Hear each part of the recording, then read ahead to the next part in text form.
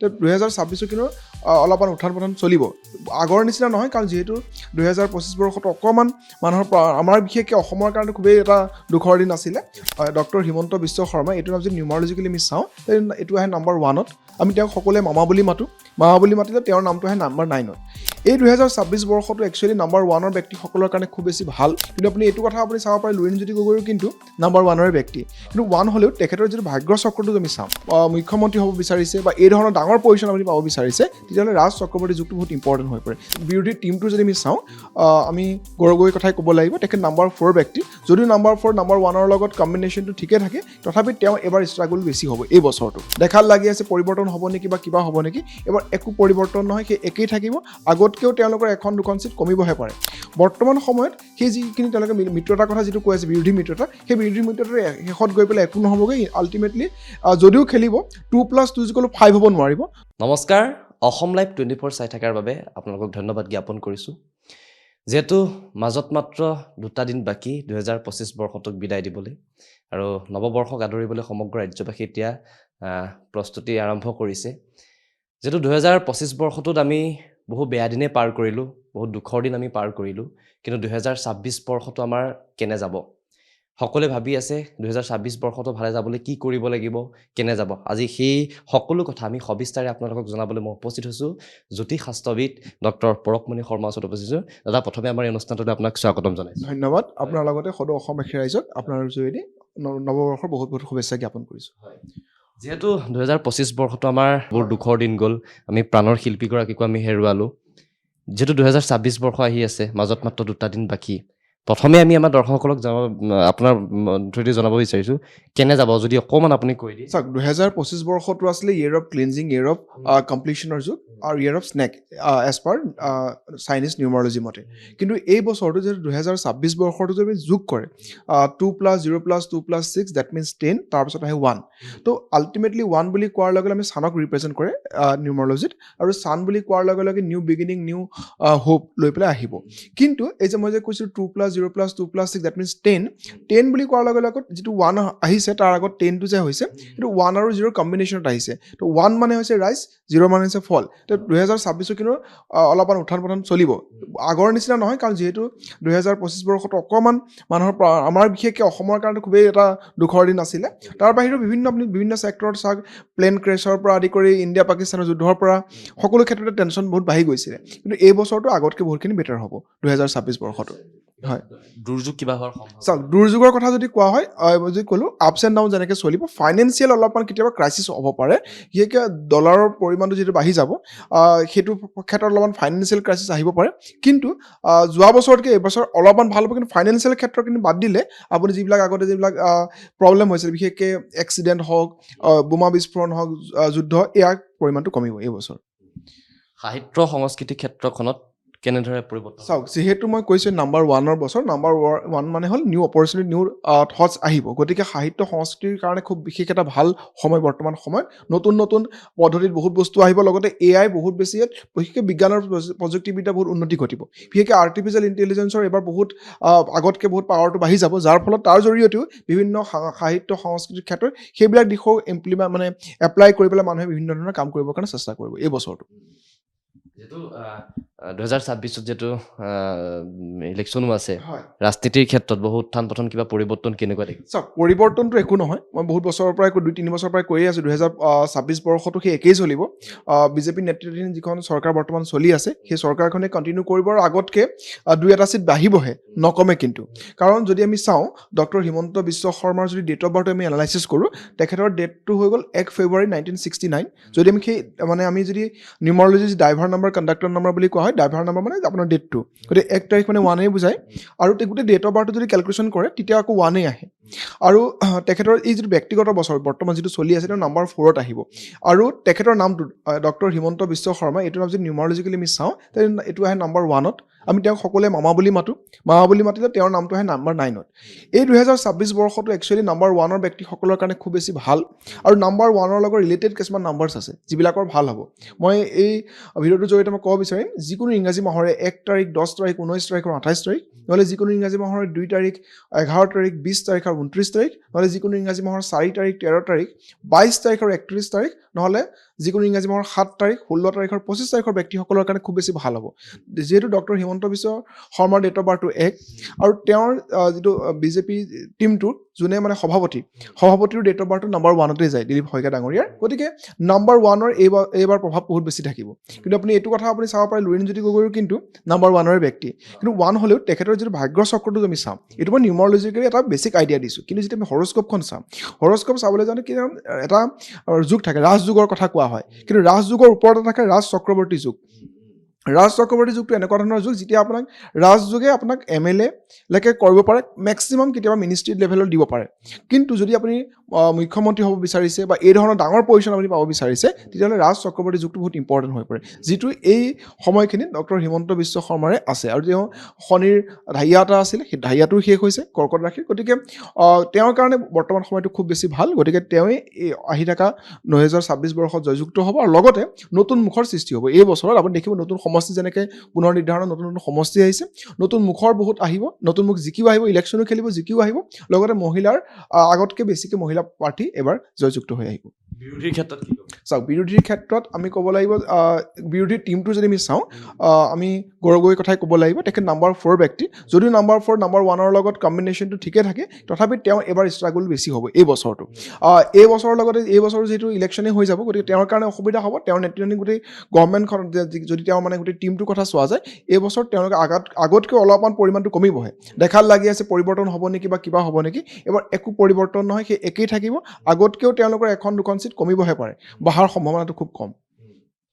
অখিল গগৈৰ ক্ষেত্ৰত যদি অখিল গগৈৰ ক্ষেত্ৰত চাওঁ অখিল গগৈক আপুনি এনেকুৱা ধৰণৰ এটা ফেক্টৰ যদি আমি এষ্ট্ৰলজিৰ বাদু দি পেলাই চাওঁ তেওঁক আপুনি ইগন'ৰ কৰিব পাৰে বা তেওঁক ইগন'ৰ কৰি চলিব নোৱাৰে মানে তেওঁক আপুনি ক'ৰবাত নহয় ক'ৰবাত আহিবই কিন্তু য়েছ তেখেতৰ সেই তেখেতৰ নিজৰ চিটটো লৈ পেলাইহে এইবাৰ অলপমান 50-50 চান্সেছ থাকিব তেখেতৰ কিন্তু ইমান এইবাৰ স্মুথ নহ'ব তেখেতৰ সময়খিনি তেখেতৰ যদি নামৰ ভিত্তিৰ পৰা আমি চাওঁ তেওঁ মেঘ ৰাশিৰ ব্যক্তি হ'ব গতিকে মেঘ ৰাশিৰ নৰ্মেলি ভাল বাট কিছুমান ক্ষেত্ৰত বিশেষকৈ গোপন শত্ৰুৱে তেওঁক এইবাৰ আঘাত কৰিব পাৰে তেওঁ যিকোনো মানে যি তেওঁক বিশ্বাস কৰি পেলাই তেওঁ যি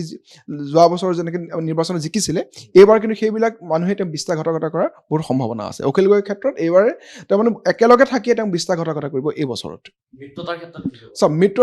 মিত্ৰতাটো এইটো মিত্ৰতাটো বহুত এই বস্তুটো কি হয় মিত্ৰতা যেতিয়া কৰিব লগা হয় বিভিন্ন কম্বিনেশ্যনত চোৱা যায় এতিয়া কম্বিনেশ্যনবিলাকত কি হৈ পৰে যেতিয়া নাম্বাৰ্ছ বা তেওঁলোকৰ ৰাশি নিমিলে তেতিয়া মিত্ৰতা হ'লেও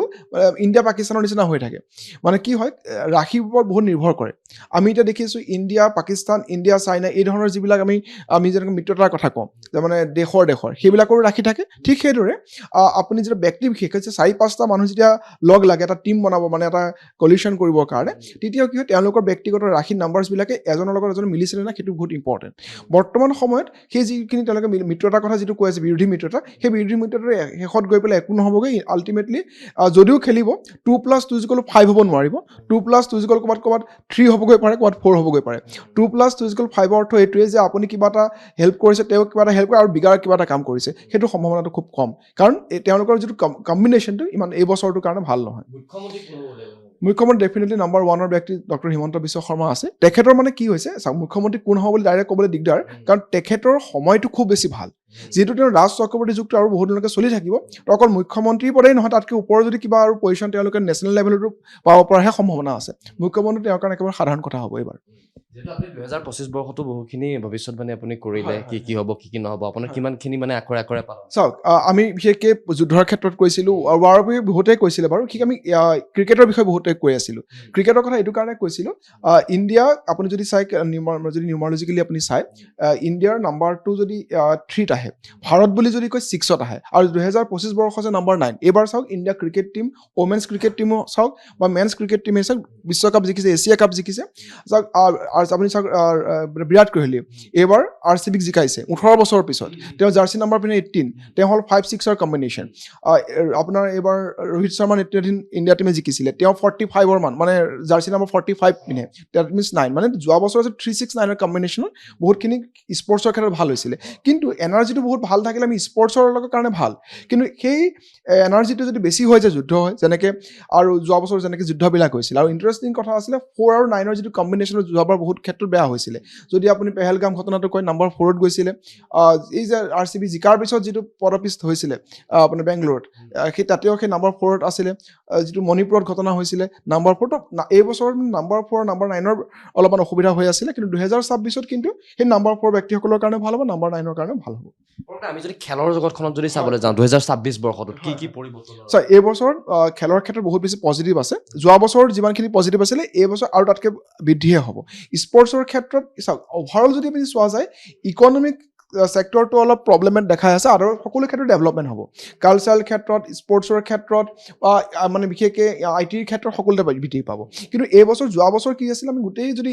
গ্ল'বেলি চাওঁ, ডোনাল্ড ট্ৰাম্পে প্ৰায় চলাই থকা নিচিনা হয়তো। ডোনাল্ড ট্ৰাম্পৰ যোৱা বছৰ তেওঁ পাৰ্চনেল ইয়াৰ আছিলে নম্বৰ 2ত। এই বছৰ অৰ্থাৎ 2026 বৰ্ষত তেওঁ পাৰ্চনেলি নম্বৰ 3 হ'ব। আগতকৈ তেওঁ কিন্তু বুদ্ধিটো অলপ ভাল হ'ব, যেনেকৈ টেৰিফ বঢ়াই দিছিলে, লাহে লাহে টেৰিফ কমিব। এই ধৰণে অকণমান মিডলে মানে জুনৰ পিছত লাহে লাহে ভাল হ'ব, কিন্তু আৰম্ভণি অৱস্থাত কিন্তু একেই থাকিব। গতিকে ফাইনেন্সিয়েল ছেক্টৰ যেনে গ'ল্ডৰ দাম বহুত বাঢ়ি যাব, চিলভাৰৰ দাম বাঢ়িব, লগতে কপাৰ যিটো এলিমেণ্ট আছে কপাৰটো বাঢ়িব। মানে কি হয়, এই 2026 মানে কপাৰ লগত ৰিলেটেড কৰা যায়। 2026 ৱাটাৰ এলিমেণ্ট, কপাৰ এলিমেণ্ট এইবিলাকৰ মিলোৱা যায়। গতিকে এই বছৰ কপাৰৰ দামো সমানে বাঢ়িব। সোণৰ দামটো 2 লাখৰ ওপৰলৈ 2 লাখমান হোৱাৰ চান্সেছ আছে। লাহে লাহে চাইলেণ্টলি গৈ আছে ৰূপটো,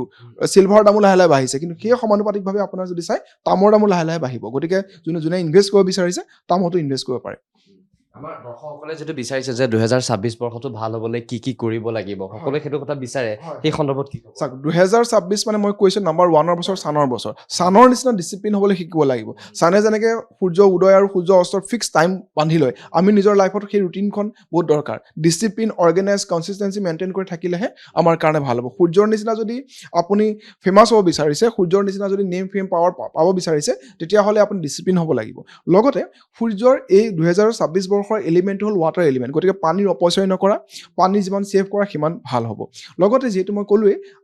আপোনাৰ তামৰ এইবাৰ মানে এলিমেণ্ট হ'ব, অৰ্থাৎ যদি আমি কোনটো মেটেলৰ কথা কওঁ, তাম, কপাৰ। গতিকে কপাৰ আঙুঠি আপুনি পিন্ধিব পাৰে, কপাৰ গিলাচত পানী খাব পাৰে। লগতে সূৰ্য প্ৰণাম কৰাটো বহুত ইম্পৰ্টেণ্ট। ৰাতিপুৱা সময়ত যদি 7টা বজাৰ আগতে যদি শুই উঠি পেলাই সূৰ্য প্ৰণাম কৰে, তেতিয়াও সূৰ্য প্ৰণামে আপোনাক বল বুদ্ধি বিদ্যা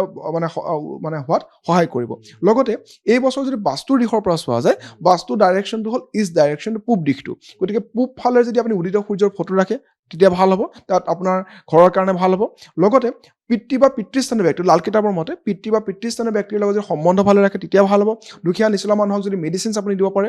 ঠাণ্ডাৰ কম্বল এখন দিব পাৰে, এই ধৰণৰ যিখিনি বস্তু আপুনি সহায় কৰিব পাৰে আপোনাৰ সুবিধা অনুসাৰে, তেওঁলোকৰ কাৰণে ভাল হ'ব। লগতে যদি ভাবিছে যে মই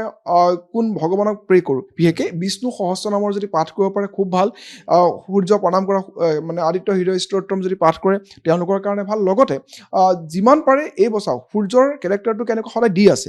সূৰ্যই আমাক দি আছে, কেতিয়াও লোৱা নাই। গতিকে আমিও যদি দিয়াৰ প্ৰৱণতাটো বৃদ্ধি কৰোঁ, আমাতকৈ তলৰখিনি যি নিডি মানুহ, ধনী মানুহো হ'ব পাৰে বা কিছুমান নিড থাকে, সেই নিডবিলাক যদি আমি তেওঁ ফুলফিল কৰিব পাৰোঁ, দুখীয়া নিচিনা মানুহক সহায় কৰিব পাৰোঁ, ডেফিনেটলি এই বছৰটো সূৰ্যৰ নিচিনা আমাৰ কাৰণে মানে ফলপ্ৰসূ হ'ব, ভাল হ'ব। এটা প্ৰশ্ন সোধোঁ, জুবিন গাৰ্গৰ যিটো ঘটনাটো সংঘটিত হ'ল, ন্যায়ক লৈ সকলোৱে যিটো মাত মাতি আছে, এই জুবিন গাৰ্গৰ ন্যায় সন্দৰ্ভত বা ন্যায় কি হ'বগৈ লাগে জ্যোতিষাস্ত্ৰবিধে কি? চাওক, জ্যোতিষাস্ত্ৰ মতে ন্যায় তেওঁ পাব, কাৰণ যিহেতু মই কৈছোঁৱেই যে 2025 বৰ্ষটো আছিলে ইয়েৰ অফ এণ্ডিং। তেওঁৰ কিন্তু ডেট অফ বাৰ্থ আছিল নম্বৰ 9। তেওঁৰ একচুৱেলি হৰস্কোপখনত কিছুমান গ্ৰহৰ পজিশ্যনৰ কাৰণে এনেকুৱা ধৰণৰ ঘটনা হৈ গ'ল। অষ্টম হাউচত একচুৱেলি মংগলৰ ৰাহুৰ দৃষ্টি পৰিলে, সেইটো কাৰণে অকণমান অসুবিধা হ'ল, যি হ'ল বাৰু হৈ গ'ল। কিন্তু তেওঁৰ যিখিনি বৰ্তমান ডক্টৰ হিমন্ত বিশ্ব শৰ্মা নেতৃত্বাধীন চৰকাৰখনে যিখিনি ইনিচিয়েটিভ লৈছে বা যিখিনি মানে আমাৰ ন্যায়পালিকাৰ ওপৰত 100% বিশ্বাস আছে, আৰু ডেফিনেটলি এই যিকেইজন দোষীয়ে শাস্তি পাব সেইটো হ'ব। আৰু ক'ৰবাত নহয় ক'ৰবাত এই বস্তুটো আমাৰ নেগলিজেঞ্চি যি ঘটনাই হৈছে, কিন্তু ইয়াত কিন্তু দোষীয়ে যে শাস্তি পাব ইয়াৰ কাৰণটো এইটোৱে যে নম্বৰ 1ৰ ব্যক্তি বুলি কৈছে ডক্টৰ হিমন্ত বিশ্ব শৰ্মা, আৰু জুবিন গাৰ্গ ডাঙৰীয়া আছিলে নম্বৰ 9ৰ ব্যক্তি। 1 হৈছে ৰজা, 9 হৈছে সেনাপতি। গতিকে ৰজাই সদায় সেনাপতিৰ যিটো জাষ্টিফিকেশ্যন ডেফিনেটলি দিব পাৰিব। গতিকে আমি নিশ্চিত হ'ব পাৰোঁ যে এই চৰকাৰখনে 2026 বৰ্ষৰ ভিতৰতে আমি এটা পজিটিভ নিউজ পাম। আমাৰ কাৰণেতো নিগেটিভ কথাই, তথাপি তেওঁৰ জাজমেণ্টটো যিমানেই পজিটিভ হ'ব, মানে যিমানেই আমাৰ কাৰণে মানে অসমীয়া জাজমেণ্টটো পোৱা মানে অসমীয়াবাসীৰ কাৰণে খুব ভাল হ'ব। ডেফিনেটলি ন্যায় পাব, কাৰণ নম্বৰ 1এ কি কয়, ৰজাই সদায় জাজমেণ্ট দিয়াৰ কাম কৰে। তেওঁৰ ওপৰত তেওঁ যেতিয়া সকলো প্ৰজাক তেওঁ মানে শান্তিৰে সুখেৰে ৰখাটোৱে তেওঁৰ দায়িত্ব। আৰু নাম্বাৰ 1 ব্যক্তি যে কি হ'ব, যেতিয়া ৰজাজন ভাল হ'ব, ৰজাৰ সময় যেতিয়া ভালে চলিব, তেওঁৰ ডিচিশ্যনবিলাক ভাল হ'ব। আল্টিমেটলি কি হয়, ৰজাজন হোৱাই ডাঙৰ কথা নহয়, তেওঁৰ সময়খিনিও ভাল চলি থাকিব লাগিব, কাৰণ তেওঁৰ আণ্ডাৰ তেওঁ যিমানবিলাক গভৰ্ণমেণ্ট পলিচি ল'ব, তেওঁ যিবিলাক কাম কৰিব, সেইখিনিতো আমি ফলভোগ কৰিব লগা হয়। গতিকে ডক্টৰ হিমন্ত বিশ্ব শৰ্মা বৰ্তমান শুক্ৰৰ মহাদশাত থকা ব্যক্তি, গতিকে তেওঁৰ চিন্তা শক্তি আৰু বৰ্তমান তেওঁৰ যিখিনি সময় চলি আছে, এই সময়খিনি পাৰ্চনেল ইয়েৰ হওক, তেওঁৰ নামৰ ভাইব্ৰেশ্যন হওক, তেওঁৰ সকলোখিনি তেওঁৰ কাৰণে পজিটিভ। গতিকে তেওঁ যিহেতু পজিটিভ সময় চলি আছে, তেওঁৰ চিন্তাধাৰাখিনিও পজিটিভ হ'ব, আৰু তেওঁ সেই চিন্তাধাৰাৰ দৰে তেওঁ যিখিনি ডিচিশ্যন ল'ব সেইখিনি আমাৰ কাৰণে ভাল হ'ব, যিখিনি ইনিচিয়েটিভ লৈছে। আৰু এতিয়া ডেফিনেটলি মানে জুবিন গাৰ্গ ডাঙৰীয়াই ন্যায় পাব। ঠিক আছে, আপোনাৰ ব্যস্ত জীৱনৰ পৰা ইমানখিনি সময় আমাক দিয়াৰ বাবে আপোনাক বহুত বহুত ধন্যবাদ জ্ঞাপন কৰিছোঁ। আমাৰ দৰ্শকসকলেও এই খণ্ডটো চাই নিশ্চয় ভাল পাব, আৰু বহুখিনি 2026 বৰ্ষত কি কৰিব লাগিব বহুখিনি কথা আপোনালোকে জানিব পাৰিলে আপোনালোকে উপকৃত হ'ব পাৰিব। আৰু ইমানখিনি সময় আমাৰ এই অনুষ্ঠানটো চাই থকাৰ বাবে আপোনালোককো ধন্যবাদ জ্ঞাপন কৰিছোঁ। চাই থাকিব আপোনালোকৰ প্ৰিয় চেনেল অসম লাইভ 24।